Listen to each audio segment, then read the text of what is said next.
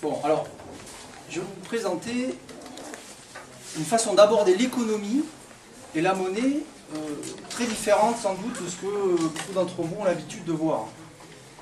À moins que vous ayez déjà un peu étudié la théorie relative de la monnaie, TRM, théorie relative de la monnaie. Qui parmi vous a un peu entendu parler de la théorie relative de la monnaie? Au moins un peu. C'est pas beaucoup. Ça va être violent.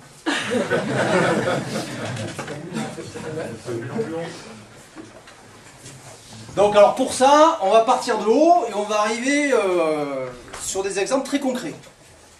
Hein, donc même si vous perdez pied à un moment donné, c'est pas grave. On va arriver à la fin sur des choses un peu plus concrètes et même jouables en quelque sorte. Praticables. Et nous allons démontrer le revenu de base. Nous n'allons pas le proposer. Hein. On ne va même pas demander l'avis à personne. On va pouvoir l'utiliser tout de suite. À quelques petits instants près. Donc on y va et on parle. La sphère céleste.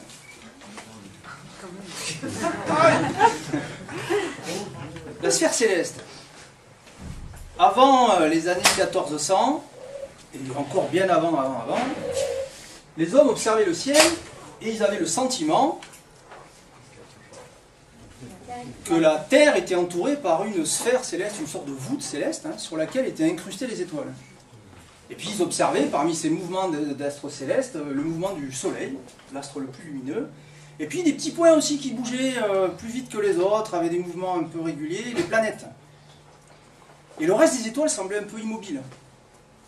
Alors ils ont dit qu'il y a des constellations, elles ont l'air bien figées, puis elles ne bougent pas par rapport aux autres. Alors que les planètes et le Soleil, puis la Lune aussi, c'est compliqué. Hein. Et donc il y avait une voûte. Alors tout ça, on essayait de bâtir une espèce de fonctionnement du monde. Il y a une voûte, alors les trucs se baladent dessus, comment? Et ils y arrivaient bien. Hein. Ils arrivaient bien à prévoir comment allait bouger le Soleil, les planètes et même les constellations dans tout ce grand mouvement de la voûte céleste. Ça marchait bien. Référentiel 1. Puis il y a un gars qui est arrivé, Galilée il s'appelait le gars. Dialogue entre deux systèmes du monde. Mais il a dit, ben, si on tient compte des calculs qu'on a maintenant, les mesures de Copernic et compagnie, ouais, la voûte céleste ça marche bien en fait, c'est pas si mal. Hein. Mais ça colle pas trop. En fait, le monde est beaucoup plus comme si, en fait, c'est pas la voûte céleste qui est autour de la Terre, avec des choses qui bougent dessus, c'est plutôt comme si le Soleil était au centre, et la Terre tournait autour du Soleil, et en plus, elle tourne autour d'elle-même, ça fait deux mouvements de rotation. C'est un peu compliqué, apparemment, mais au final, tout s'explique beaucoup mieux. Et voilà pourquoi on voit la voûte céleste telle qu'elle apparaît dans le ciel. Mais vous voyez que c'est pas du tout le même référentiel. Lequel est le bon, le 1 ou le 2? Qui pense que le 2, le référentiel 2 est le bon par rapport au 1? Levez la main. Qui pense que c'est le 1 qui est le bon par rapport au 2? Il n'y en a pas. Qui pense que c'est ni l'un ni l'autre? Ah, c'est pas mal, hein? Bonne salle. Qui pense que c'est aucun des trois? Moi, j'en sais rien. En science, il n'y a pas un bon référentiel et un mauvais. On se fixe un référentiel et par rapport à ces référentiels, on décrit les phénomènes. On peut passer d'un référentiel à l'autre. C'est ce qu'on appelle des lois de transformation. Je suis dans le train, je vois le quai bouger. Si je suis sur le quai, c'est le train qui bouge. Lequel bouge vraiment? Si je n'ai pas défini dans quel référentiel je me place, je ne peux rien dire. Si c'est par rapport au Soleil, j'ai les deux qui bougent. Le train et le quai. C'est pas fini. Référentiel 3. C'est pas du tout ça. Galilée, il n'est pas bon. Eh ouais, c'est plus compliqué que ça. Ça, c'est la Voie lactée. Le truc vert, là, c'est le parcours du Soleil autour de la Voie lactée. Qui sait en combien de temps le Soleil fait le tour de la Voie lactée? 240 millions d'années. Et il oscille en plus. Il passe par le plan de la galaxie, et il remonte au-dessus, il remonte. Alors vous voyez le mouvement de la Terre et du Soleil là-dedans, dans ce référentiel-là, c'est pas du tout un truc simple. Hein. Pas du tout. Alors un truc, hein, il semblerait, quoique c'est à vérifier, mais qu'en fait le temps entre deux sauts, là, ici, c'est ce qu'on appelle la précession des équinoxes. 23 400 ans, ou 25 000 ans, 26 000 ans. Intéressant, hein? Mais ça change toute l'interprétation. Vous croyez qu'il est bon celui-là encore? On va se pas finir. Il y a des multivers. Ouais, aïe. L'univers est en expansion. Einstein 1915.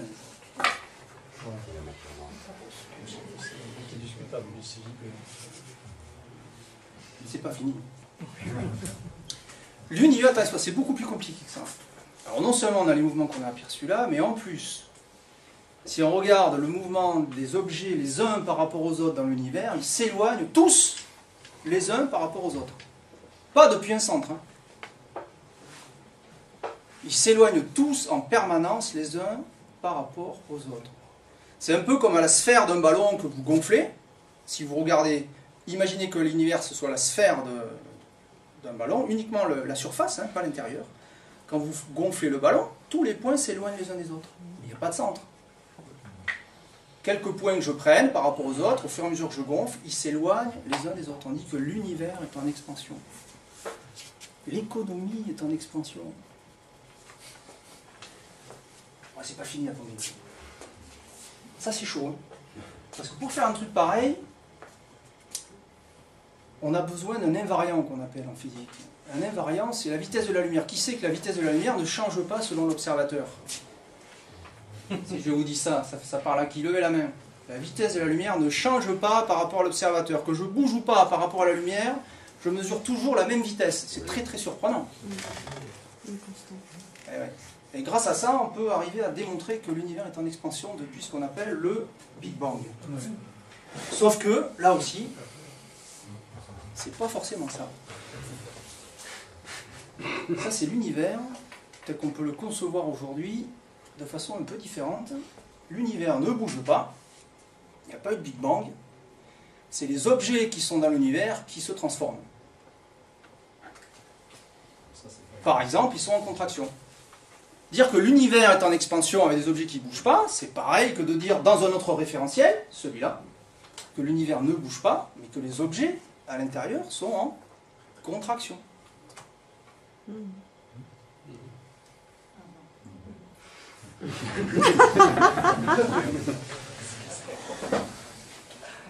Tout change. Si j'utilise ce référentiel, je ne peux plus additionner les vitesses comme j'ai pu le faire avec Galilée, ou même avant Galilée, ou même après.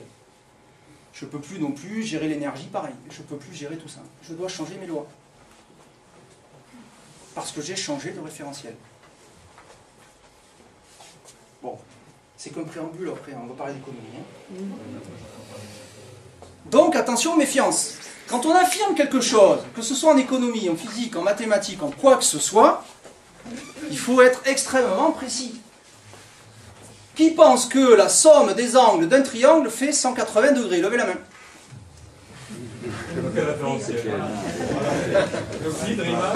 Là, je vous ai aidé. Et pourtant, beaucoup d'entre vous croient, ou ont cru, ou croient encore, ou ne sont pas encore persuadés que la somme des angles d'un triangle fait 180 degrés. À noter, ce n'est pas une proposition, ça. C'est une démonstration qui est faite dans la géométrie d'Euclide. C'est une démonstration, ce n'est pas une proposition. Il n'y a pas marqué dans les axiomes la somme des angles. Non, il y a d'autres axiomes, et à partir de ces axiomes, on démontre que dans ce référentiel-là, dans cette géométrie-là, la somme des angles d'un triangle fait 180 degrés. Mais est-ce que c'est tout le temps vrai, ça? Eh non. Ça dépend de la géométrie que j'utilise. Et oui, il y a d'autres géométries que la géométrie euclidienne. Je peux bâtir une géométrie parfaitement cohérente sur une sphère. La Terre, par exemple. Je peux bâtir une géométrie parfaitement cohérente dans l'univers. C'est ce qu'on a vu tout à l'heure. La relativité générale d'Einstein, c'est un univers qui n'est pas plat. C'est une sorte de truc ondulé. C'est plus compliqué, mais ça explique mieux les phénomènes. En tout cas, les lois qu'on en tire sont plus simples. La somme des angles d'un triangle sur une géométrie, par exemple, sphérique, n'est pas du tout égale en général à 180 degrés. En fait, ça dépend des triangles. Donc Mon affirmation n'a pas de sens en géométrie euclidienne. Quelqu'un me dit, ouais, mais alors comment vous faites maintenant pour retrouver l'angle d'un triangle? Si je connais deux angles, je ne peux plus le faire. Mais non, vous ne pouvez plus le faire. Non. En tout cas, vous ne pouvez plus le faire comme avec la géométrie euclidienne. En géométrie euclidienne, si je connais deux angles, je peux trouver le troisième. En géométrie sphérique, non. Il faut que je sache exactement de quel triangle je parle. Et dans ce cas-là, si je connais deux angles, que je connais les 3 points, avec des calculs un peu compliqués, je peux trouver le troisième angle. Ben, ce n'est pas le même théorème. Autre géométrie, autre référentiel, nouveau théorème. Et maintenant, parlerons un peu des conneries. Qui a entendu parler du Bitcoin? Pourquoi? Bitcoin. Alors pour ceux qui ne savent pas, le Bitcoin est une monnaie qui a été créée aux alentours de 2008, 2009, 2007 peut-être un peu, qui est une monnaie entièrement numérique, pas virtuelle. Un virtuel, c'est quelque chose qui n'existe pas. Elle existe bien, elle est numérique, elle s'inscrit sur des comptes, et elle s'échange, elle s'est créée, elle se crée encore un peu, plus beaucoup, et elle a déjà une valeur. Le Bitcoin ici en dollars. De 2009 à 2014. En 2009, ça valait presque 0 $. Aujourd'hui, un Bitcoin vaut 600 $. La somme des Bitcoins vaut aujourd'hui 8 milliards de dollars. C'est que des nombres. C'est que des nombres. Comme la monnaie. La monnaie, ce sont que des nombres. Votre compte en banque en euros, c'est uniquement des nombres qu'il y a marqué dessus. Mais parce que ces nombres sont limités et utilisés par les hommes comme valeur économique d'échange, elles prennent une valeur d'échange. S'il arrête de l'adopter, elle ne prend plus de valeur. Le Bitcoin vaut donc 8 milliards de dollars. Pas mal. Sans modifier l'euro, sans attendre que l'euro se modifie, ou que le dollar se modifie, ou que le yuan se modifie, ou que le rouble se modifie. 8 milliards de dollars, c'est pas mal. Monnaie hyper spéculative, hein, regardez. C'est fou ça quand même, de 0 $ passer à 600 comme ça, avec des sauts et des bas. Ben, ça dépend le référentiel. C'est qui est spéculatif? C'est le Bitcoin ou c'est le dollar? Ça c'est le dollar. C'est le Bitcoin, pardon, en dollars. Tout à l'heure c'était le Bitcoin en dollars, là c'est le dollar en Bitcoin. Il faut de moins en moins de Bitcoin pour avoir des dollars. Donc qui est spéculatif? C'est le Bitcoin qui varie en dollars? Ou c'est le dollar qui varie en Bitcoin à votre avis? Lequel des deux est bon? Qui pense que c'est le premier? Qui pense que c'est le second? Qui pense que c'est aucun des deux? Les deux. Ah ouais. Si j'utilise le Bitcoin, est-ce que je ne suis pas en mesure de calculer tous les prix de l'économie en Bitcoin? Étant donné qu'il y a un taux de change. Je ne peux pas dire que ma maison vaut tant de Bitcoin, que ma voiture vaut tant de Bitcoin, que mon travail vaut tant de Bitcoin.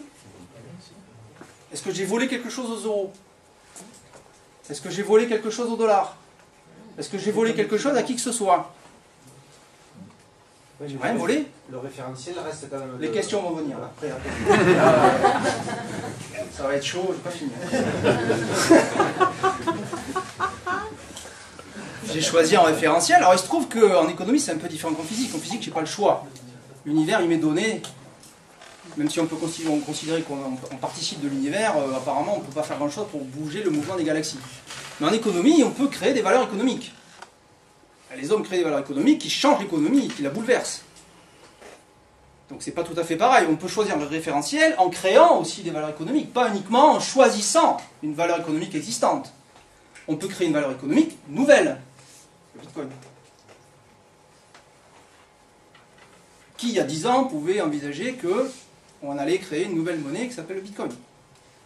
Et choisir d'utiliser ce référentiel. Est-ce que tout le monde utilise le Bitcoin, tiens, en fait? Non. Quelques-uns. Est-ce qu'on est obligé donc que tout le monde soit d'accord pour choisir sa monnaie? Et pour qu'elle ait une valeur économique? Ah non. On n'est pas obligé.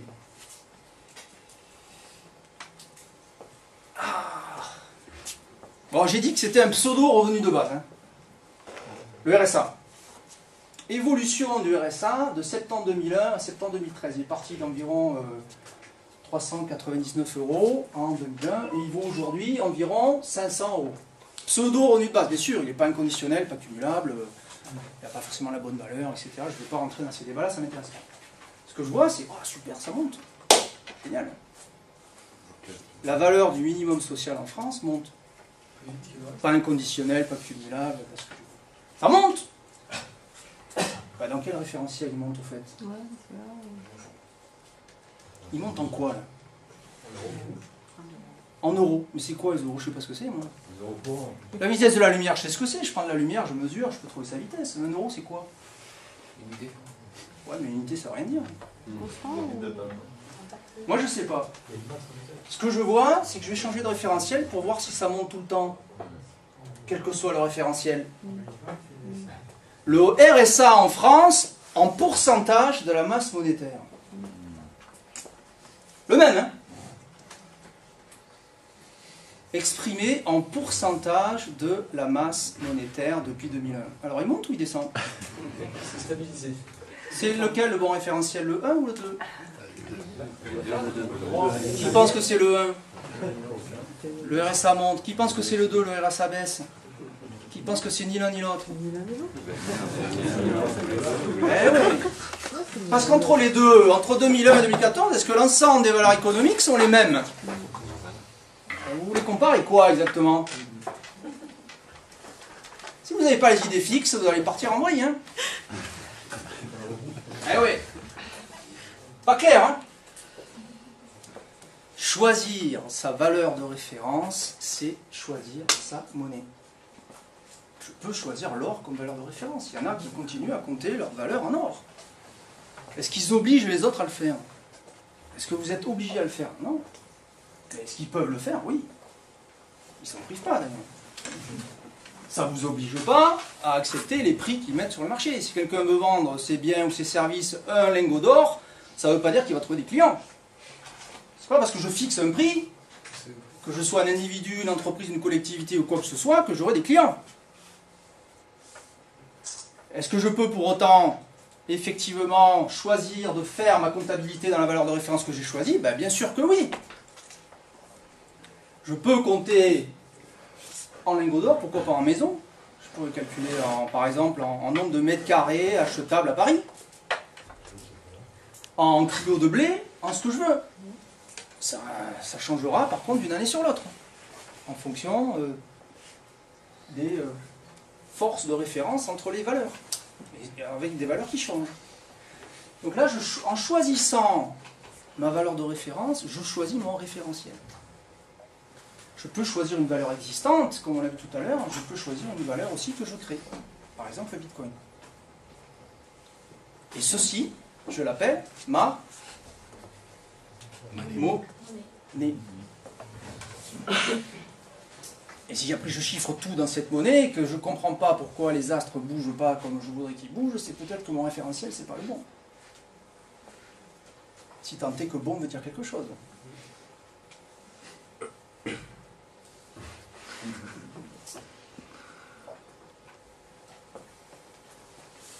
Euro, livre, dollar, bitcoin, or, maison, travail, what the fuck. J'en ai combien? Pour une valeur de référence donnée sur Terre à un moment donné, j'en ai une certaine quantité, toujours. J'ai combien d'euros en zone euro en 2014? Qui le sait? 10 000 milliards. 10 000 milliards. Il y en a qui suivent le blog, c'est bien. Créationmonétaire.info, tous les mois, ce graphique mis à jour. La masse monétaire euro a doublé entre 97 ou 98 et 2009 depuis la crise. Et depuis la crise, tiens, regardez, ça ne bouge plus. Il n'y en a pas plus. Ah, c'est bizarre, plus de croissance. Ah, mais tiens, on ne crée plus de monnaie. Plus de monnaie, plus de croissance. C'est curieux, ça, quand même. Hein. Et quand je crée de la monnaie, il y avait de la croissance. Est-ce que c'est la croissance qui fait qu'on crée plus de monnaie, ou est-ce qu'on crée plus de monnaie qui... C'est compliqué ça, hein? J'en ai combien? En zone euro, 10 000 milliards, effectivement. Il y a 330 millions de citoyens, ce qui fait une moyenne, intéressante à connaître, d'euros en circulation, de 30 000 euros par citoyen, qui le savait? Des lecteurs assidus. C'est quand même pas compliqué à faire. Je pourrais faire la même chose pour l'or ou n'importe quoi. J'en ai combien par tête de pipe? Parce que la population, elle peut bouger, un peu plus de naissance, un peu plus de décès, mais ça bouge pas tous les ans, ça bouge tous les 20 ou 30 ans, c'est très lent. À l'échelle d'une vie humaine, ça bouge, mais lentement. On peut diviser par nombre de citoyens, ça me donne une bonne idée de... Est-ce que j'en ai un peu comme les autres ou pas? Le reste, c'est beaucoup de charabia pré-relativiste, je dirais. Quelle création? Comment ça se fait qu'il y a eu de la création de monnaie? À quel moment il y a eu de la... Pourquoi il y a des moments où les hommes décident, ou certains hommes peut-être, peut-être pas tous, décident de créer de la monnaie, et à d'autres moments, il n'y a pas? De quel droit il y a ça? Est-ce que les hommes de 20 ans ont moins de droits qu'ils étaient en 2008 qu'ils sont en 2014? Il y a toujours des hommes de 20 ans en 2014, que je sache. Il y avait des hommes de 20 ans en 2008 aussi. Pourquoi la création de monnaie est différente pour ces hommes-là? Si c'est les mêmes hommes de 20 ans qui naissent libres et demeurent égaux en droit. Comment ça se fait, ça? C'est curieux quand même cette histoire. Hein. Intéressant à réfléchir en tout cas. Et où on crée de la monnaie? Si on a créé le double de monnaie au Larzac, pendant 20 ans, à votre avis, il va se passer quoi au Larzac? Hein, si je mets un pool de banquiers là, et qui vont créer de la monnaie au Larzac pendant 20 ans, à votre avis, il va se passer quoi? Est-ce que ça va rester un désert? Hein? Il risque de se passer des trucs. Et si je crée pas la monnaie au Larzac, mais que je le crée à Paris pendant 20 ans, elle va être où l'activité économique? Ah oui. Alors, quelle création monétaire dans le temps, c'est bien aussi, mais savoir où elle se crée. C'est intéressant aussi. Et notamment, j'ai mis où, entre parenthèses, H. Où, par rapport aux hommes, bien sûr, parce que par rapport à un désert au Sahara, ça m'est égal qu'on crée des euros, qu'on les stocke au Sahara. Par contre, savoir s'il y a des hommes ou pas qui sont capables de l'utiliser, cette monnaie, là où je vais en créer, ça, c'est une autre problématique. Donc, mon espace de réflexion, il tient compte des hommes. Pardon, donc c'est où elle est créée et qui la garde? Où, c'est surtout qui. Qui la garde? Qui la reçoit, ou qui la crée, qui l'émet et qui la reçoit. Dans le temps et dans l'espace. Qui, en fait, donc, contrôle la création monétaire. C'est pas pareil d'avoir un système pyramidal. Qui connaissait le Minitel? Minitel, réseau centralisé pyramidal. Le centre, France Télécom. Décisionnaire, France Télécom. Qui connaît un réseau informatique décentralisé? Internet. Pas un centre qui décide. C'est une multitude d'acteurs qui décident de s'interconnecter de façon plus ou moins biaisée par la façon dont on crée la monnaie d'ailleurs. Bah oui, parce que si j'ai droit à avoir beaucoup de crédits et pas les autres, j'aurai peut-être plus accès à Internet que les autres. Ou alors on peut envisager aussi un réseau donc symétrique, y compris pour la monnaie. C'est possible. Le Bitcoin a une forme de symétrie. Ben, elle n'est pas terrible, mais bon, elle n'est pas tout à fait centralisée. Il faut analyser plus finement. Donc, qui des hommes et des dates différentes dans le temps se permet ou pas de créer la monnaie au bénéfice de qui? Alors voilà un schéma important à comprendre ici. L'évolution dans le temps d'une société humaine. Ben, dans une société humaine, tous les âges sont représentés. Enfin, évidemment, les hommes n'ont pas le même âge. Et puis un homme lui-même, il vit jusqu'à ce qu'il ne vive plus. Pendant une espérance de vie moyenne qui est à peu près connue, hein, c'est environ 80 ans. Si donc des hommes ici décident de créer toute la monnaie ou une grosse part de monnaie ici, et qu'ils ont le droit de créer de la monnaie, qu'ils n'en créent plus après, est-ce que vous pensez que les hommes dans cet espace-là vivent libres et égaux en droit? Si c'est les plus anciens ici qui ont toute la monnaie, parce qu'ils l'ont créée ici à leur bénéfice là, ils vieillissent ici, mais les nouveaux entrants là, où est leur part? Elle a disparu. Elle était cachée au sous-sol. Vous voyez, si on crée de la monnaie dans des endroits spécifiques du temps, eh bien on exclut les générations montantes. Ça ne se voit pas d'une année sur l'autre parce que vous n'avez pas l'impression que les hommes naissent, vivent et meurent d'une année sur l'autre. Au bout de 40 ans, ça finit par se voir. Mais la valeur, elle change dans le temps. La monnaie, surtout, elle se crée. Très important à comprendre ça.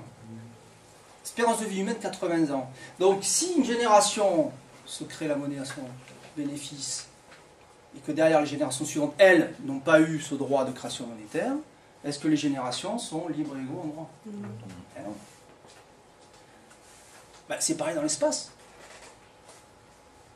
Que ce soit les plus jeunes ou les plus âgés qui se créent de la monnaie à leur avantage, ben, c'est pareil. Peut-être que les autres hommes ne sont pas dans la même situation. Est-ce que la monnaie est véritablement une valeur économique comme les autres? Est-ce que ce n'est pas plutôt la valeur économique qui est commune? Est-ce que ce n'est pas justement le référentiel qui est commun? Est-ce que ce n'est pas justement cette valeur économique qui, parce qu'elle est commune, ou parce qu'elle devrait être commune, pourrait servir effectivement de référentiel de mesure commun? Est-ce que je vais utiliser le bitcoin si j'en ai pas? Est-ce que je devrais utiliser l'euro si je n'ai pas eu les mêmes droits de création monétaire que les autres?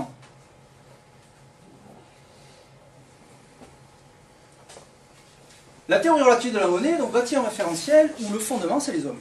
Rien d'autre. Certainement pas les valeurs économiques. Toutes les valeurs économiques sont relatives. On n'a pas les mêmes idées sur ce qui est valeur économique ou pas. Ni dans cette salle au moment présent, ni par rapport à la même salle qui se réunira dans 20 ans au même endroit. Parce que ça ne sera pas les mêmes individus. Et ils ne vivront pas dans le même espace économique que nous, comme on ne vit pas au même espace économique que 1837. Nos valeurs économiques ne sont pas en rapport. Elles n'ont pas évolué d'un coup. Elles n'ont pas évolué d'un état 1 à un état 2 d'un coup. Ça s'est fait un peu chaque année.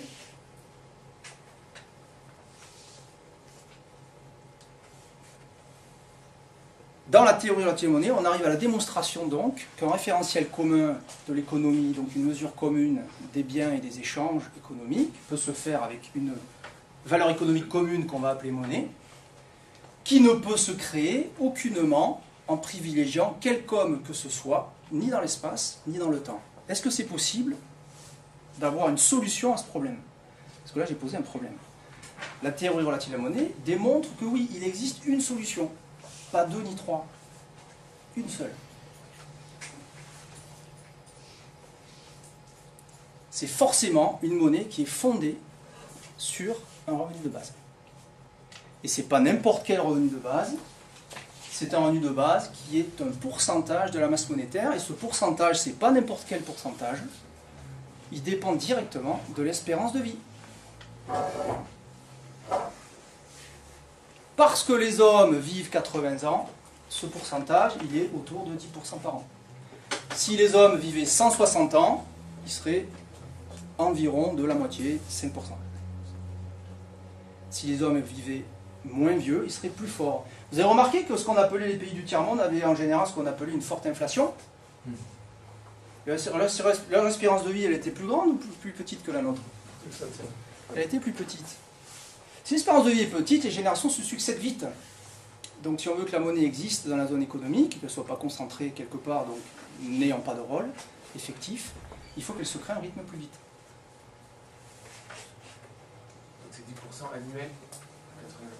C'est pas exactement 10%, c'est pas un chiffre exact. C'est tout ce qui est intéressant, c'est le rapport à l'espérance de vie. On va y venir. Juste après.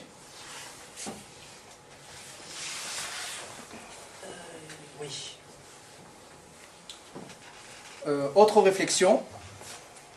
Toujours le même schéma. Hein, donc, ici. Et donc l'évolution des valeurs dans le temps. Selon les périodes, les hommes s'attachent à certaines valeurs. Et là, j'ai mis une valeur particulière ici. G libre de X. Alors le G avec un tréma au-dessus, là, ça veut dire G libre. Qu'est-ce que G libre? Qui sait à peu près ce que c'est, là? Ouais. Oui, mais c'est quoi? Non, vous n'avez pas suivi? Pardon? Niveau X. Ouais, c'est un peu ça. Donc en fait, effectivement, le G libre de X, ce sont les valeurs économiques que vous ne connaissez pas. Est-ce qu'elles existent ou pas? Qu'est-ce que l'innovation? Si un homme crée une valeur économique à un moment T, est-ce que les autres hommes sont au courant? Quand Richard Stallman, en 1983, crée les logiciels libres, qui est au courant? En 1983, que Richard Stallman. Aujourd'hui, beaucoup plus de monde reconnaît les logiciels libres. Très très grande innovation, sans doute la plus grande création de valeur économique de tous les temps. Il n'a pas été beaucoup rémunéré, le pauvre. Bien, ça, donc dans le temps, on peut voir comme ça. Edmond Albius, esclave, invente le procédé de vanillification. Est-ce qu'il a touché un copec pour ça? Non. Bah, non, il n'a pas touché grand-chose. Au moment où il le crée, qui est au courant? Que lui. Donc les valeurs non reconnues sont toujours aussi des valeurs relatives. Pour le créateur, c'est pas inconnu. Pour les autres, ça l'est. Est-ce qu'aujourd'hui, vous êtes à l'abri de croire que vous connaissez les valeurs économiques? Bah, vous connaissez que celles qui viennent du passé. Comment voulez-vous connaître celles qui sont créées dans les garages par les jeunes de 18 ans ou les vieux papis débrouillards de 70? Vous n'en savez rien. Moi non plus. Accepter déjà l'innovation, c'est déjà avoir un point de vue relatif sur l'économie. Et pas décider pour tout le monde de ce qui serait bien ou pas. On n'en sait rien, on ne sait pas grand-chose. Dans 5 ans, vous connaîtrez quelques innovations de plus. Mais est-ce que vous serez à l'abri qu'il y en ait des nouvelles? Eh non. Sur toutes ces réflexions, donc, la théorie relative de monnaie établit l'asymétrie qu'on appelle spatio-temporelle, entre les hommes, donc. Bon, ces petites équations, hein, je ne vais pas vous les commenter longtemps, je sais que tout le monde n'est pas forcément mathématicien. Mais c'est pas très compliqué, hein. Il faut simplement dire, je ne peux pas créer de la monnaie pour établir une monnaie libre. Si je veux établir une monnaie haute, comme je dis, chacun choisit sa valeur de référence. Mais si je veux une monnaie libre, au sens où aucun homme n'est désavantagé devant la monnaie, alors, je ne peux pas créer de monnaie sans qu'elle soit intégralement distribuée à tous les membres de mon système monétaire. À l'instant T. C'est ce que j'appelle la symétrie spatiale. Quand le temps est figé, on voit que l'espace, symétrie spatiale. Et dans le temps, il faut qu'aucun moment dans le temps ne soit privilégié non plus. Donc, cette création de monnaie, comment elle peut être égale entre les périodes? Il faut qu'en fait la part relative de monnaie, c'est-à-dire la part de monnaie qu'on va créer par rapport à l'ancienne part de monnaie, soit dans le même rapport que l'espérance de vie. Il faut que pendant sa vie, chaque homme ait reçu la même part de monnaie, qui soit arrivée en premier ou en dernier. Les derniers seront comme les premiers. Ça vous rappelle un truc, ça? DU de T, le dividende universel, est égal environ donc, à quelque chose qui doit être égal à log de l'espérance de vie sur 2 divisé par l'espérance de vie sur 2. L'espérance de vie étant de 80 ans, ça fait log de 40 sur 40. Et on obtient très exactement 9,22%. On peut être un peu moins, un peu plus. C'est pas très grave, ça ne fait pas de grande différence. Mais ça vous donne un ordre de grandeur. C'est environ 10% par an. Et c'est pas 10%, c'est log de la demi-espérance de vie sur la demi-espérance de vie. Pourquoi la demi-espérance de vie? Parce que c'est le centre de la vie. C'est la symétrie entre les anciens et les nouveaux.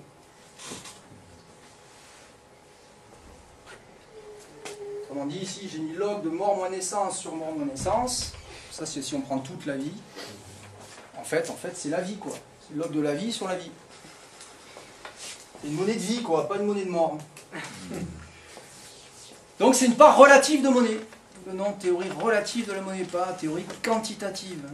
Il n'y a pas de quantité de quoi que ce soit, puisque les valeurs changent à la fois entre les individus qui ne sont pas d'accord entre eux à un moment donné, et dans le temps, entre les générations, ce n'est pas du tout les mêmes valeurs non plus. Quel moment voulez-vous que ce soit autre chose que l'individu lui-même qui estime ce qui est valeur ou pas? Selon l'observateur, les vitesses et les éléments physiques ne sont pas perçus de la même façon. Pour autant, ils ont un instrument commun entre eux, entre observateurs physiques, qui s'appelle la vitesse de la lumière. C'est le seul invariant, on appelle ça un invariant. Quel est l'invariant en économie? La monnaie.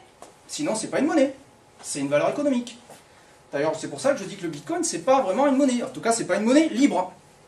C'est une monnaie non libre, si on veut, ou alors une valeur économique quelconque. Mais elle n'est pas acceptable en tant que monnaie libre, puisqu'elle ne se crée pas sur la base des hommes. Donc la part relative de monnaie, ici, la part créée sur la somme de la monnaie créée précédemment, est toujours la même. Je l'ai appelé C, pour rappeler la vitesse de la lumière. C'est un peu la même idée. Bon, c'est pas tout à fait pareil, hein, mais ça rappelle le principe de l'invariant. La monnaie ne doit pas être variante. Sinon, ce n'est pas un référentiel commun. C'est autre chose.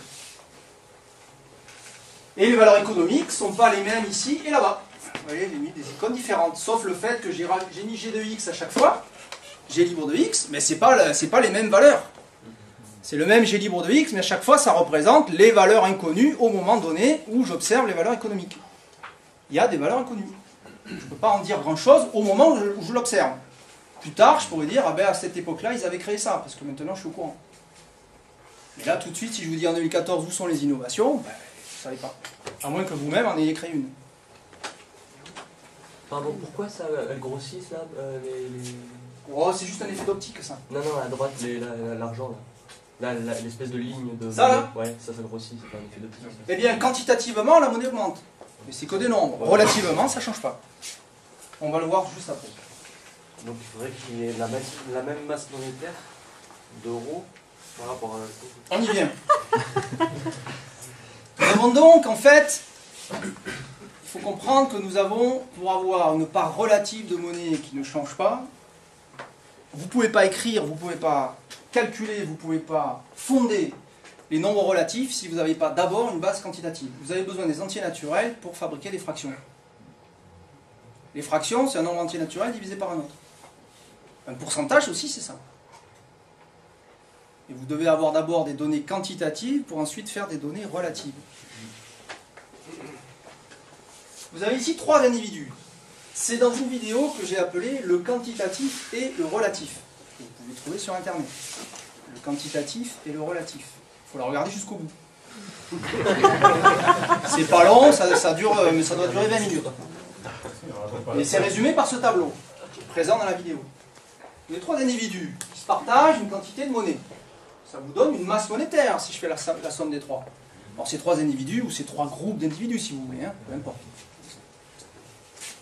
Il y a une masse monétaire. Je calcule un dividende universel de 10% de la masse monétaire, divisé par 3, donc, puisqu'ils sont 3. Donc le dividende universel ici, commun, entre les 3, qui va être distribué à chacun, est de 500. 10% de 15 000, ça fait 150, divisé par 3, 500. Ils vont recevoir chacun 500 de création de co-création. Ils vont en fait co-créer leur monnaie pour 500 unités ici supplémentaires. Je n'ai pas dit de quelle monnaie il s'agit là. Je n'ai pas dit que c'était des euros ou quoi que ce soit. C'est des unités d'une monnaie quelconque. Qui se veut libre ici. Ils vont donc recevoir un dividende universel, un revenu de base si vous voulez. 500. Ben donc la masse monétaire va augmenter en quantitatif. Oh là là, l'inflation. Oh, c'est la panique. La masse monétaire a augmenté. Ben, admettons que les prix aient augmenté d'ailleurs, mais chacun a reçu la part de monnaie. Est-ce que c'est gênant? Imaginons que les prix augmentent de 5%, mais que chacun ait reçu les 5% supplémentaires de monnaie. Par contre, si les prix montent de 5%, mais qu'il y en a un seul qui a reçu toute la monnaie, est-ce que là c'est gênant? En termes de référentiel commun, c'est un peu pénible. Et encore, ceci c'est que la réflexion quantitative. Vous allez voir, en relatif, c'est encore plus radical. Donc, ma masse monétaire a augmenté. Le nouveau dividende, il sera un peu plus grand, automatiquement, l'année suivante. Puis elle augmente, forcément, puisqu'on a rajouté cette monnaie, et etc. On continue. Ça, vous pouvez le faire vous-même sur un tableau, un tableur. Hein. C'est pas facile, c'est pas difficile à faire, il y a 6 lignes. Hein. Ça, c'est en partie, c'est en quantitatif. Bon, très bien, mais on a vu tout à l'heure qu'est-ce que les référentiels sont absolus. J'ai pas le droit d'échanger de référentiel? Donc j'ai choisi de changer de référentiel. Maintenant, je vais compter ma monnaie en nombre de dividendes. En nombre de revenus de base. C'est ma nouvelle unité. J'ai le droit de faire ça ou j'ai pas le droit? Bien sûr, j'ai le droit. Pardon, c'était quoi l'unité avant? Là, c'est simplement l'unité de la monnaie en tant que nombre. Par exemple, le nombre d'euros. Et là, je passe en nombre de dividendes, ou en nombre de revenus de base. C'est équivalent, hein, c'est la même chose. Bah, je divise les comptes par le dividende actualisé. Ici, c'est 500. Je divise 2000 par 500. J'ai combien de DU, de dividendes sur ce compte? 2000 divisé par 500, 4. 5000 divisé par 500, 10. 8000 divisé par 500, 16. J'ai 3 comptes. L'un contient 4 dividendes, l'autre 10 dividendes, et enfin le troisième 16 dividendes. J'ai changé d'unité, j'ai changé de référentiel, j'ai changé la façon que j'ai de projeter ma monnaie. On y est? La masse monétaire en nombre de dividendes, 30. Et regardez qu'est-ce qui se passe l'année suivante, elle devient quoi la masse monétaire? Elle reste à 30. Est-ce que donc je crée de la monnaie? Qui pense que je crée de la monnaie là? Qui pense que je ne crée pas de monnaie? Il y en a qui ne pensent rien. Qui pense que c'est ni l'un ni l'autre? Bah, c'est ni l'un ni l'autre, ça dépend du référentiel dans lequel je suis. Maintenant on voit bien que si je raisonne par contre en relatif, il n'y a ni création, ni destruction de monnaie. Comment voulez-vous qu'il y ait de l'inflation? Je ne crée pas, je ne détruis pas de monnaie. Pourtant j'en crée tout le temps. Ah ben oui, parce que je crée toujours de la monnaie en quantitatif. Mais en relatif, est-ce que ça apparaît? Non. Pour autant, est-ce qu'on peut dire que les comptes changent ou ne changent pas? Ils changent dans les deux cas. Hein. Il y a quand même des changements. C'est des propriétés, ça, c'est pas voulu. Quand j'ai calculé les conditions pour créer une monnaie libre, j'ai pas le choix, j'arrive au résultat. Après, quand j'étudie les propriétés de cette monnaie, je constate qu'elle a certaines propriétés qui sont particulières. Ceux qui ont moins reçoivent un peu plus, ceux qui ont plus se retrouvent avec un peu moins. En dividendes. Mais d'une année sur l'autre, est-ce que c'est les mêmes valeurs économiques qui sont dans l'économie? Ben, ça dépend de ce qu'ils auront fourni ou pas comme création de valeur, ces hommes-là. Donc on n'en sait rien. Sans compter le G libre de X, les valeurs qu'on ne connaît pas, qu'ils auront créées. Donc est-ce qu'on peut comparer véritablement les pouvoirs d'achat entre 2 années en termes de valeur économique? Non, on ne peut pas. Ça reste une approximation locale tout à fait discutable. Ce n'est pas une valeur correcte d'analyser les phénomènes. Il est très important, pour comprendre le principe d'une monnaie libre, où le revenu de base ne se finance pas, mais est le fondement même de la monnaie, il est très important de savoir raisonner à la fois en quantitatif et en relatif. C'est facile, vous pouvez le faire dès aujourd'hui. Vous pourriez le faire, par exemple, en euros, en France, on pourrait compter en nombre de RSA. Vous pourriez tout compter en nombre de RSA, vous changerez beaucoup l'analyse des phénomènes en faisant ça. Une voiture, ça ne coûte pas 10 000 euros, ça vaut 20 RSA. Une maison, ça ne vaut pas 500 000 euros, ça vaut 1000 RSA. Alors en plus, si vous l'appelez revenu de base, c'est encore mieux. Vous faites la promotion du revenu de base. Alors ceux qui ne l'ont pas, ils vont dire, mais attendez, c'est quoi ce revenu de base là? Vous me dites, c'est 1000 revenus de base, la maison, comment je fais pour en avoir un revenu de base? Déjà, vous êtes obligé de lui donner la réponse. Ça serait moyen de faire de la promotion tout à fait extraordinaire, non? Beaucoup plus radical qu'autre chose. Mais on peut faire encore mieux. Mais ça serait déjà pas mal. Hein. Ah oui, tiens, à noter, hein, vu que le dividende vaut 10% de la masse monétaire divisé par 3, forcément la masse monétaire vaut 3 divisé par 10% dividende, c'est-à-dire 30. Hein. C'est facile hein, d'écrire. Normalement, un élève de 5e sait faire ça. Hein. Moi, je l'ai fait faire à mes élèves, ils savent. Hein. Ils n'ont pas compris de quoi ça traitait, mais ça veut le faire. Donc, à noter que donc l'évolution des hommes ici dans le temps et aussi l'évolution des valeurs dans le temps. Alors là, donc du coup, je vous ai rajouté ici les valeurs qu'on ne connaît pas, qu'il ne faut pas négliger. Elles peuvent être importantes, pas importantes, on n'en sait rien, c'est un point de vue relatif.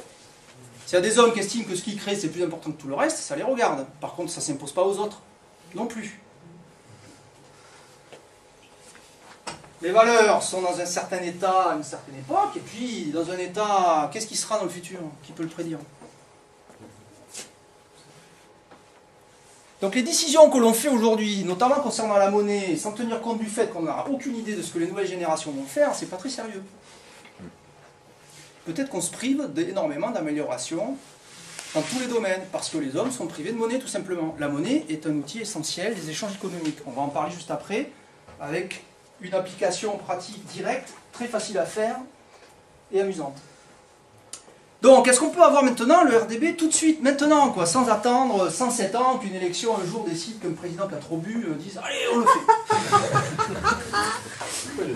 Ben, bien sûr qu'on peut. On l'a vu parce qu'on a vu le Bitcoin. Bon, c'est un peu technique le Bitcoin, je ne vous le cache pas, hein. C'est l'informatique à haut niveau, donc il ne suffit pas de dire on va le faire. Ça demande des gens de haut niveau d'informatique pour arriver à faire ce genre de truc. Je vous ai classé ici les monnaies des moins libres aux plus libres.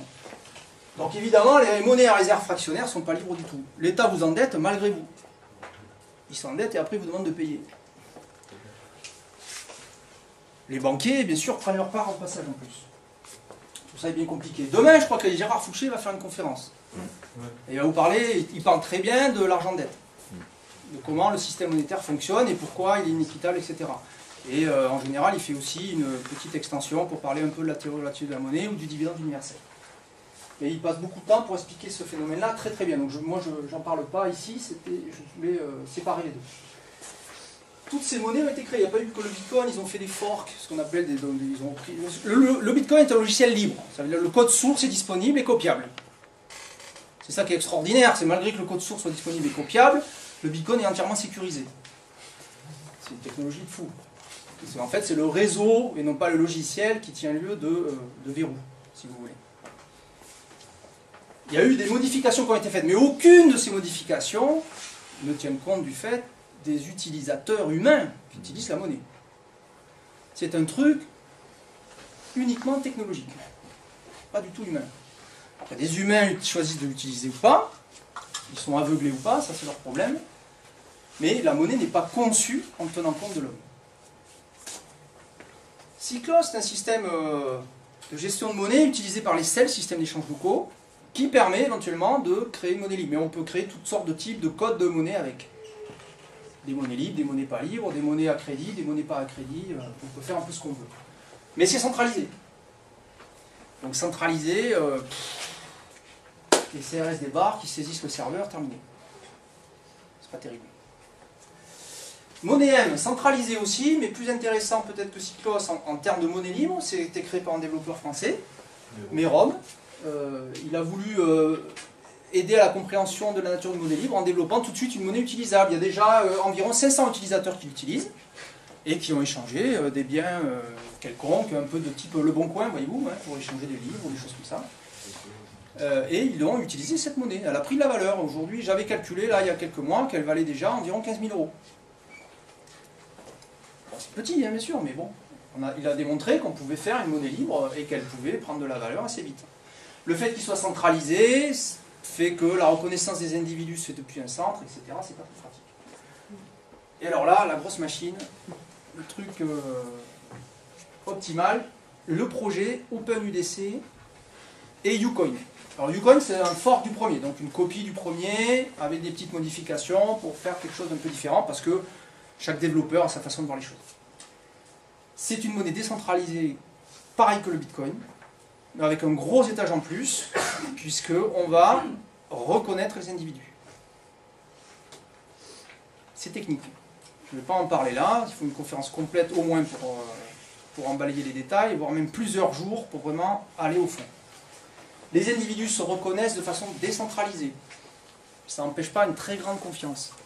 Je vous le dis, je ne vais pas entrer dans les détails. Ce sont des projets qui ont démarré il y a très peu de temps en termes de développement informatique, puisqu'on parle de 2-3 ans, pas plus. 3 ans pour mettre au point les concepts pour OpenUDC. Ucoin a démarré il y a à peine 1 an. Par contre, très très vite. Le développeur est très rapide. En plus, il a très très bien compris tout un tas de concepts. Bon, il a bénéficié du travail d'OpenUDC aussi. Et peut-être que ça sera d'autres projets de monnaie libre qui vont émerger derrière. C'est en cours. Si vous n'êtes pas informaticien, vous ne pouvez pas vraiment participer à ça. Si ce n'est en parler, essayer de comprendre un peu comment ça marche, c'est un truc d'informaticien. Mais regardez le Bitcoin, c'est un truc d'informaticien. Ça vaut 8 milliards $. Ça ne veut pas dire que si c'est un truc d'informaticien au départ, que ça sera un truc d'informaticien à utiliser. Tout le monde aujourd'hui utilise un ordinateur, enfin beaucoup d'entre vous. Vous n'êtes pas tous électroniciens ou informaticiens. Donc à la fin, bien sûr, la monnaie est facilement utilisable. Voilà. Donc je ne rentrerai pas dans les détails techniques, je vous dis juste que c'est en cours. Ça peut très bien être fini dans 3 mois. Ou dans 3 ans. Et ça dépend aussi du nombre d'informaticiens qui participent. Un peu de prospective. On a parlé tout à l'heure de la masse monétaire par tête de pipe. Si on calcule la masse monétaire dollar aujourd'hui, c'est difficile parce que la Banque centrale ne publie plus trop les statistiques. Mais il y a des sites qui font des statistiques, des shadow statistiques, hein, des statistiques de l'ombre, et qui comptent le nombre de dollars en circulation, qu'on peut diviser par le nombre de citoyens américains, et on peut comparer par le nombre d'euros en circulation par citoyen. Alors vous voyez, j'ai mis 60 000 ici. Tout à l'heure, je vous ai parlé de 30 000 euros par citoyen. Vous vous rappelez? Et ça, c'est la partie émergée de l'iceberg. Parce qu'il y a la partie sous l'eau. Qu'est-ce que la partie sous l'eau de la monnaie dette? Bah, c'est la dette. Un titre de dette, il vaut autant d'euros qu'il y a marqué dessus, quoi. Quand l'État s'endette, il donne un bon du trésor à une banque. Ce bon du trésor, il vaut 10 000 euros. La banque crédite l'État de 10 000 euros. Je parle de l'État parce que c'est le plus gros créateur de monnaie. Hein. C'est lui qui en crée le plus. À l'aide des banques. Hein. Banque et État. L'État donne des bons du trésor à la banque donne des euros à l'État. Le bon du trésor, elle fait quoi la banque? Elle peut le garder pendant que l'État rembourse. Et il s'éteint. À la fin, il est rendu. Et l'État se réendette. En général, de plus. Mais il peut aussi le revendre sur le marché. Vous-même, on vous propose des bons du trésor pour acheter votre maison, vous n'allez pas forcément dire non. Parce que vous pouvez les revendre sur les marchés contre même des euros. Ça sert de valeur d'échange. En 2009, Warren Buffett, qui connaît Warren Buffett? Voilà, un des plus grands investisseurs du monde, en tout cas il est très riche. Il a acheté une compagnie de chemin de fer avec des bons du trésor US. Pas avec des dollars, avec des bons du trésor qu'il avait. Il avait lui-même acheté des bons du trésor, parce qu'à un moment donné il avait dû estimer que c'était intéressant, et il a acheté une compagnie de chemin de fer avec ça. Les titres de dette valent autant d'euros dans une monnaie dette. Le moins et le plus sont autant de monnaie. On vous fait croire que la somme est égale à 0, mais non, en fait, ça multiplie par 2. Voyez-vous? Il n'y a pas 0 de monnaie, non, non. Il y en a 2 fois plus qu'apparent. Donc il y a en fait 60 000 euros en circulation, si on compte les titres de dette. J'ai détaillé ça dans un post qui s'appelle la double masse monétaire.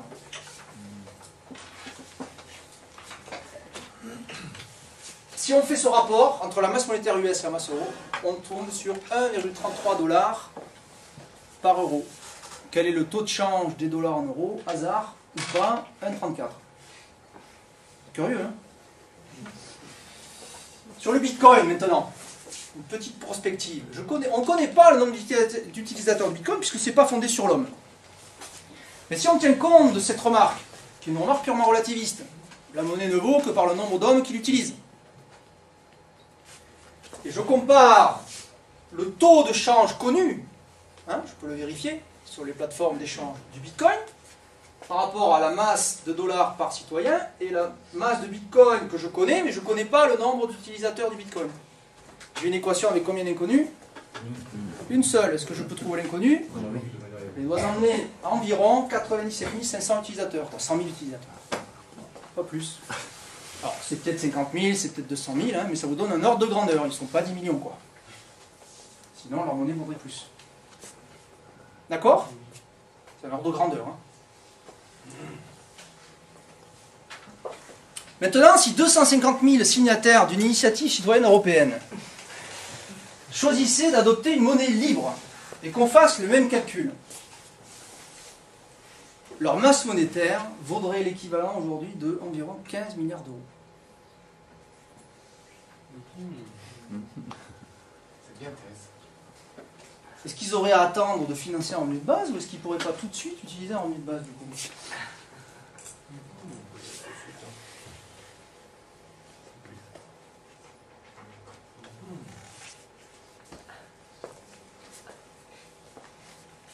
Le revenu de base, ça ne finance pas pour le paradigme de la théorie relative de la monnaie. Pour des paradigmes de type ingénierie avec des tuyaux, ça se finance.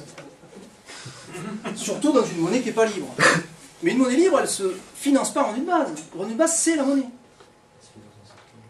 Cette monnaie fondée sur un revenu de base humain, fondée sur l'homme, a été choisie par ces hommes-là pour servir de valeur intermédiaire d'échange entre eux.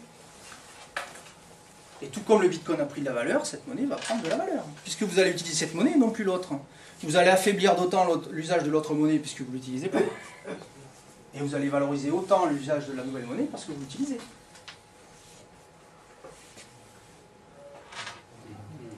Donc pour la TRM, il faut être précis, attention. Hein. Je vous ai dit tout à l'heure, méfiez-vous des référentiels. Mais pour la TRM, la notion de financement en revenu de base est parfaitement incohérente. C'est réfuté.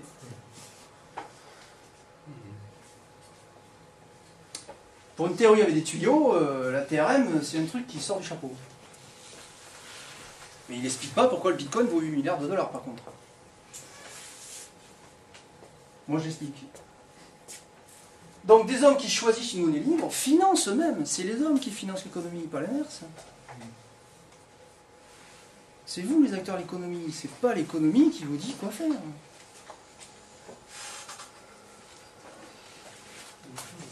C'est vous-même. C'est vous les patrons. Eh ouais. C'est vous les patrons. Non. Les filles aussi. Hein. Un mot. David Chazalbiel, un développeur informatique, m'a contacté en avril, il m'a dit « j'ai fait ça ». Il a fait un truc génial. Apparemment, il s'est intéressé au revenu de base, après ça le gênait un peu parce qu'il ne voyait pas trop, etc. Bon, la TRM, ça lui plaisait bien, il a lu, il a adhéré complètement au truc, et il a compris, disons, et il a créé un site, une page en JavaScript, que je vous conseille vraiment, si vous voulez creuser ce que c'est qu'une monnaie libre, d'aller voir ça, ça s'appelle la TRM en couleur. Vous tapez ça sur Google, sur machin, la TRM en couleur. Une page en JavaScript qui vous permet de simuler entièrement une monnaie libre et voir comment ça s'évolue dans le temps et par rapport à un individu. L'augmentation de la monnaie ici en quantitatif, mais ici, la non-augmentation, la stabilité complète de la monnaie en nombre de dividendes. Le nombre de dividendes dans une monnaie libre, il est fixe.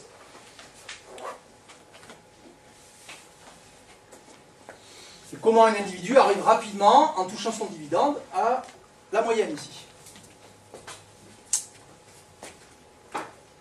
Il peut aller plus vite si évidemment il fait des échanges économiques. C'est quoi un individu ici qui part de là et arrive à la moyenne? C'est un nouveau-né qui atteint 20, 30 ans, 40 ans. Il a sa quote-part de création monétaire, il a son revenu de base, il a son dividende qui participe de la monnaie. En tant que nouvel entrant, il est co-créateur de la nouvelle monnaie qui, en quelque sorte, si vous voulez, supplante l'ancienne, tout comme les nouveau-nés supplantent les anciennes générations. Évidemment, ça se fait petit à petit. D'une année sur l'autre, ça ne se voit pas. Au bout de 40 ans, ça finit par peser. Le problème est là, c'est au bout de 40 ans que ça se voit. Donc, à voir, c'est vraiment excellent, ceci. Cette simulation. Autre, alors voilà, ça c'est vraiment très très intéressant. C'est Sybille Saint-Giron qui a fait ça. C'est la petite dame qui est là. Avec Matthew Slater qui est derrière, c'est un anglais. Ils ont inventé un jeu absolument génial qui s'appelle La Corbeille. Qui a entendu parler de ce jeu? Alors on a fait une petite vidéo où on a joué là à 5 pendant 3-4 heures, une après-midi à Paris, à La Corbeille. La Corbeille est un jeu qui simule l'économie à base de cartes. On s'échange des cartes et on crée des valeurs économiques comme ça, en essayant de regrouper les cartes. Et on comptabilise cette création par des bonbons ou par n'importe quoi. On compte les valeurs économiques qu'on crée. Ça, c'est le jeu. Il est assez simple, il est amusant. En plus, il faut trouver avec qui échanger, etc. Et ce qui est intéressant dans ce jeu, bon, c'est pas la limite de principe du jeu, qui est simple, qui est amusant, donc sans plus, c'est que avec ce jeu, on va pouvoir tester sur ce même jeu plusieurs systèmes monétaires différents. Un, le troc, c'est-à-dire pas de système monétaire. Que l'échange direct. J'ai cette carte, mais j'ai besoin de telle autre carte. Donc on trouve la personne avec qui on peut faire l'échange. Ben, ça marche le troc, et on y arrive. Hein. Mais on crée très peu de valeur économique. C'est très lent. Ça marche, mais c'est lent. Très lent. On teste le même jeu ensuite en changeant la monnaie. Sybille joue le rôle de banquier. On va avoir de la monnaie. Vous allez voir, je vais vous faire crédit, pas cher. Avec un petit intérêt. On joue. Plusieurs tours. On crée beaucoup plus de valeur économique avec le troc, dites donc, avec de la monnaie. Beaucoup plus. Par contre, qui c'est qui a le plus de valeur économique à la fin? Et ouais, il faut le rembourser, les mecs. Et ouais. À la fin, c'est lui qui a quasiment tout. Alors, pas tout, hein. Il y a 2-3 gagnants. Et le banquier, il en a beaucoup, effectivement. On peut jouer à ce jeu à partir de 5 jusqu'à 300 à la jouer. Jusqu'à 300 personnes, vous imaginez? Ça fait une belle simulation. Hein. Pour comprendre la différence entre pas de monnaie et une monnaie d'aide, c'est déjà pas mal. Mais mieux que ça, on peut tester après le crédit mutuel. C'est un peu comme la monnaie dette. On va créer de la monnaie, sauf qu'il n'y a pas de banquier central, c'est chacun à la même petite part de monnaie. Ça accélère beaucoup plus d'échanges qu'avec le troc, parce qu'on a la monnaie instrument commun qui permet d'échanger des cartes. Donc pendant les moments, parfois on a beaucoup de monnaie parce qu'on a vendu beaucoup de cartes, mais après on peut acheter toutes les cartes dont on a besoin pour faire des valeurs économiques. Ça accélère beaucoup. On crée beaucoup plus de valeur qu'avec le troc. Un peu plus qu'avec la monnaie dette, mais pas forcément beaucoup plus. Par contre, quelle est la répartition des valeurs économiques à la fin du jeu? Elle est homogène. Ça ne veut pas dire égale, elle est homogène. C'est-à-dire qu'il n'y a pas de centre particulier où il y en aurait beaucoup plus qu'ailleurs. Il y en a qu'on en a peu, il y en a qu'on en a beaucoup, il y en a pas mal qu'on a la moyenne, mais voilà. Il y a des disparités, mais ça reste acceptable. Et il n'y a pas d'endroit où c'est asséché en quelque sorte. Et puis enfin, on a testé avec le dividende, parce que le problème des 3 premières simulations, c'est qu'on avait vu avec Sybille. Alors je vais l'inviter sur un podcast Monnaie Libre. Je ne sais pas qui connaît le podcast Monnaie Libre. Donc vous pouvez, il y a un podcast audio où Sybille est venue. Tiens, bonjour Étienne. Je vois qu'Étienne Fort nous a rejoint. Je suis ravi.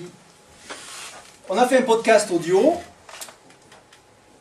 où Sybille est venue et je lui ai fait remarquer, je lui ai dit, bon, ces systèmes monétaires sont bien là, sont chouettes, mais on ne voit pas comment se succèdent les morts et les naissances. Parce que, en fait, les joueurs sont les mêmes au début et à la fin. On joue dans un temps, évidemment, où les joueurs ne meurent pas. Alors le problème, si on fait ça, on ne voit pas sur le long terme, si on ne va pas aboutir à des moments, même avec un crédit mutuel, on a donné ça à chacun, où quelqu'un va stocker la monnaie, ou la monnaie va se stocker, si on est 300, dans un endroit précis de l'économie, et puis là-bas, il n'y en aura plus. Or, on a vu avec le troc, ça ne marche pas bien. Voyez-vous?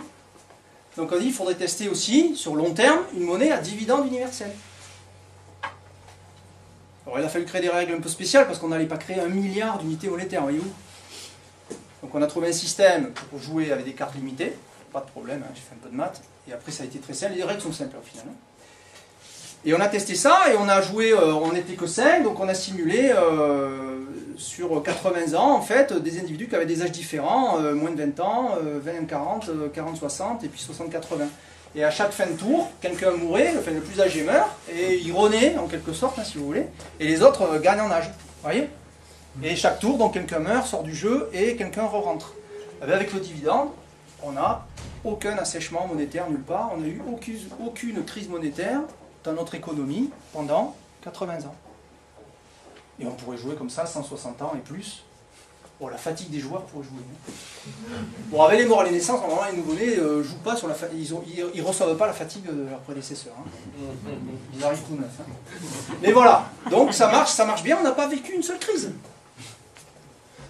Il n'y a eu aucun assèchement monétaire, il n'y a eu aucune concentration de valeur à la fin. On a fait même une... On a été très précis, hein, c'est-à-dire qu'on a mesuré à la fin, y compris les valeurs économiques créées par chacun, et puis on a montré les cartes types, etc.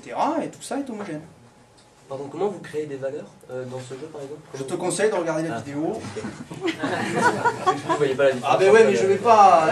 Il faudrait y passer du temps, etc. Alors justement, il y a d'autres vidéoconférences sur la théorie relative à la monnaie si vous voulez approfondir, parce que là on a vu qu'un aspect, il y a beaucoup de choses à dire, mais évidemment je ne peux pas tout dire en 1 heure, même 1h30, c'est impossible. Je vous donne les dernières vidéos sans doute les plus abouties que j'ai faites, les dernières conférences. Donc définition d'une monnaie libre en 2013, l'Ubuntu partie. Donc Ubuntu c'est le système qui fait tourner d'ailleurs la présentation qui est là, hein, qui est un système informatique libre. Le quantitatif et le relatif, je vous ai dit c'est très important. Il ne suffit pas de regarder la vidéo, prenez un tableur et faites-le vous-même. C'est simple, ça va vous prendre, allez, je sais pas, une demi-heure. Si vous faites ça, vous allez faire un bond énorme dans la compréhension des nombres relatifs, chose que vous devriez connaître depuis la 5e. Fatigant, ça. Ceci dit, j'avoue que la façon de le percevoir dans la monnaie, c'est nouveau. Je le dis d'ailleurs en préambule de la théorie relative de la monnaie elle-même, le livre, je dis que moi-même j'ai été surpris quand je suis abouti au résultat. J'avais pas d'idée préconçue du tout. J'avais des idées de ce que ça voulait dire homogénéité, isotropie, des choses comme ça, des principes de symétrie si vous voulez. J'avais pas idée, je cherchais quoi. Et quand j'ai trouvé le résultat, j'étais extrêmement étonné. Je suis toujours étonné de voir à quel point, avec la théorie relative de la monnaie, on peut interpréter la réalité avec des résultats qui tombent justes, quoi. C'est hallucinant. Je vous assure que c'est pas, c'est pas un complot. Alors, à Bruxelles, bon, bien que c'est en anglais, ça a été fait en français, hein, donc c'est Free Softwares et Free Money. Donc là, c'est un parallèle entre les logiciels libres, justement, et la monnaie. Je vous ai parlé du Bitcoin tout à l'heure, c'est un logiciel libre. OpenUDC Yukon, c'est le logiciel libre. C'est très important que le logiciel soit libre. Un des grands défauts du système monétaire tel qu'il est bâti aujourd'hui, c'est que c'est en fait, c'est comme si c'était un logiciel privateur, non libre. Vous ne savez pas qui crée la monnaie, comment, pourquoi, au bénéfice de qui, etc. De toute façon, c'est sûr, c'est pas pour vous. La monnaie, elle n'est pas à dividende universel.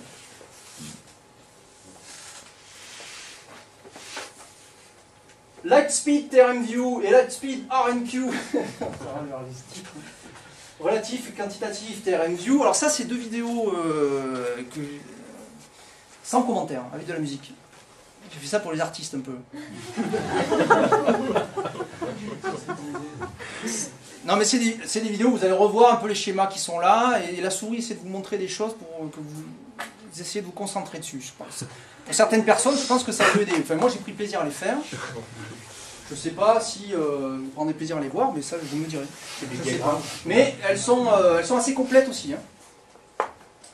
Mais sans commentaire, donc il faut faire travailler quoi, vous voyez. Il faut faire travailler aussi la réflexion. À Béthune, j'étais invité à Béthune donc l'an dernier, j'ai fait une conférence. Là, d'ailleurs la photo qui est là, c'était à Béthune. Et enfin, monnaie libre et monnaie non libre. Donc là, pour bien faire la différence entre ce que signifie une monnaie libre, et donc forcément, par contraposer les monnaies non libres, puisque si on sait ce que c'est que libre, forcément on sait ce que c'est que non libre.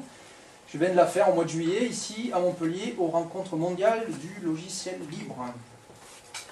Voilà, donc elles se trouvent toutes sur le site créationmonétaire.info. Voilà. Alors, j'ai aussi, alors ça c'est, j'ai pris un temps fou pour faire ça, je ne sais pas si ça va être utile. Une petite clé là, où j'ai dessus, pour ceux qui voudraient, ceux qui ont un PC. Vous pourrez la copier, puis après là, éventuellement ceux qui sont intéressés. Il y a 5 vidéos qui vous expliquent l'argent de dette. C'est des films connus qui sont sur le net. 5. Dont un anglais où j'ai pris les sous-titres. C'est très bien fait. Voilà. Ces 5 vidéos sont parfaitement bien faites. Vous comprenez l'iniquité des systèmes monétaires, mais alors de A à Z. Et selon 5 angles différents, à la fin, vous avez bien compris. Hein. Je vous ai mis 8 textes en PDF. L'ATRM complet en PDF. La méthode rapide de réalisation d'une monnaie libre, pour ceux qui voudraient en réaliser une très très vite. La méthode est extrêmement rapide. Pas à lire, hein. À appliquer. Le jeu La Corbeille avec les règles. Et des textes aussi sur G-Libre. Donc des textes sur les G-valeurs, le G-travail et ce genre de choses. Qu'est-ce que sont les G-valeurs et les G-travail? C'est justement les valeurs et le travail que vous ne pouvez pas connaître. Ce qui réfute toutes les notions de valeur de référence. En relativité, il n'y a pas d'autre valeur de référence que la monnaie. C'est la seule valeur commune. Tout autre point de vue est un point de vue non relatif. Autrement dit, on dirait en physique, c'est un point de vue newtonien. Et pas einsteinien. C'est vous qui voyez.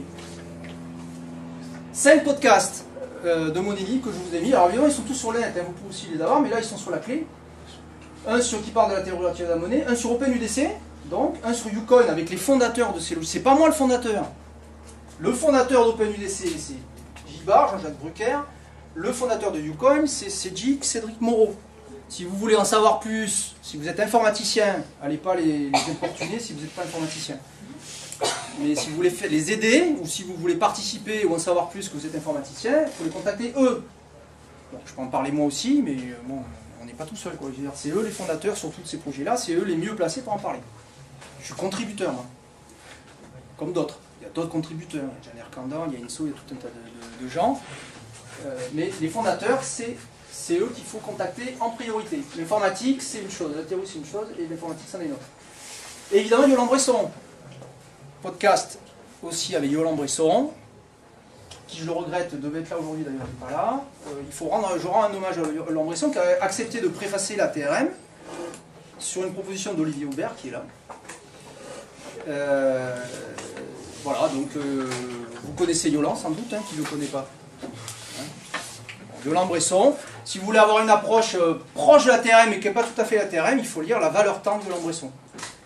C'est très proche, mais c'est pas la TRM, parce qu'il est quand même basé sur une notion de création de valeur de type PIB, etc., où je vous ai dit qu'on refutait toutes les valeurs, pour bâtir une monnaie libre. Yolande, quand il a créé sa théorie, il était dans les années 80, il a utilisé les mots que les gens pouvaient comprendre à l'époque. Il ne faut pas croire que Yolande n'a pas compris la TRM, il a parfaitement compris, je suis sûr qu'il a compris depuis même les années 80 et avant. Simplement, il a choisi des mots et une façon d'expliquer qui était adaptée à son époque. Moi, j'ai aucun doute sur le fait qu'en lisant la TRM, il a compris tout de A à Z en le lisant. Il suffit que, moi j'ai vu les calculs qu'il a fait dans la valeur temps, les équations de champ, tout est bon. Il a parfaitement compris. La valeur temps de Yolande Bresson est basée sur l'homme. Après, il fait un calcul approximatif, lui avec le PIB. Nous, on fait un calcul ici précis, qui dépend de l'espérance de vie et qui est non ambigu, non arbitraire. Chaque génération aura exactement la même part de monnaie. Et donc, ils choisiront de développer les valeurs économiques qu'ils ont choisi de développer. Les morts n'ont pas à dicter leur conduite aux vivants. Thomas Paine, 1795.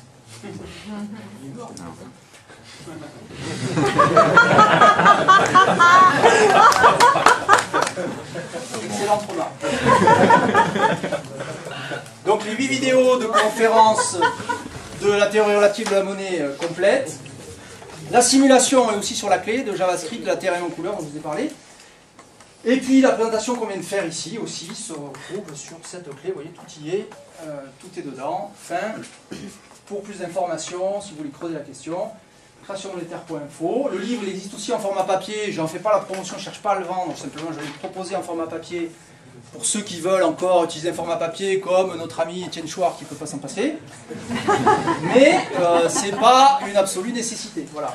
Ça existe en PDF, vous pouvez le télécharger. Voilà. Ah oui, il est sous licence libre. La théorie relative de la monnaie est sous licence libre. Par principe, je crois qu'il serait incohérent, quoique c'est tentant, mais c'est pas une bonne idée, mais il serait incohérent justement de parler d'une monnaie libre en essayant d'en faire un business. En fait, ça, j'essaierai d'obtenir quoi? De la monnaie non libre telle que l'euro? Enfin, c'est pas sérieux. Bon, pour la monnaie libre, donc il vaut mieux pas. Après, pour le reste, on fait avec ce qu'on a. Mais pas pour la monnaie libre. Donc, créationmonétaire.info, qui est sous licence libre aussi, CC BY SA, ça veut dire que, vous connaissez les licences libres? Creative Commons BY SA, c'est-à-dire vous citez simplement le site et vous gardez la même licence. Pour citer un texte, le reprendre, etc. Il n'y a pas de copyright. C'est pas un copyright privateur, c'est un copyright permissif. Vous avez le droit de, explicitement. Voilà, et des images de OpenClipArt pour leur faire un peu de promo et de Wikimedia. Voilà, c'est fini. Bravo.